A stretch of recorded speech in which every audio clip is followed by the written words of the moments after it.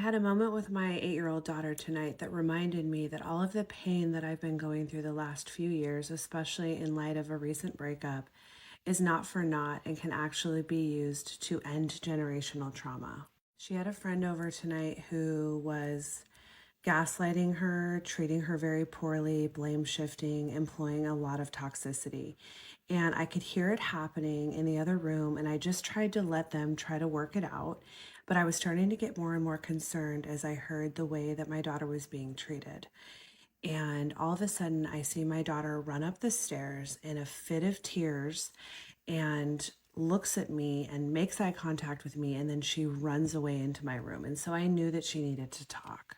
I went upstairs and I grabbed her, I pulled her onto my lap, and I started to ask her what was going on. And she was explaining how this friend was so mean to her, and all she was trying to do was be nice. And the friend was asking her why she was speaking to her in such a tone, and really blame shifting and trying to make my daughter feel like she was deserving of that poor treatment.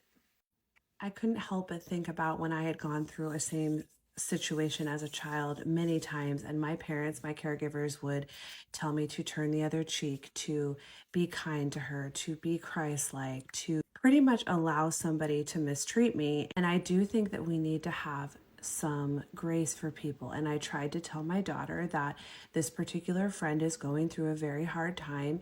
And I know for a fact that one or both of her parents are very toxic, and she probably sees this manipulative behavior all the time. And it's probably propagated on her herself as a child, and she doesn't know how to deal with it. So I'm speaking to an 8-year-old here, and I didn't use those big words, but I tried to explain that sometimes when people are very manipulative, that means they try to trick you. So they'll show you one version of themselves that is the nice version. And then once in a while, they'll take the mask off and you'll get the mean version.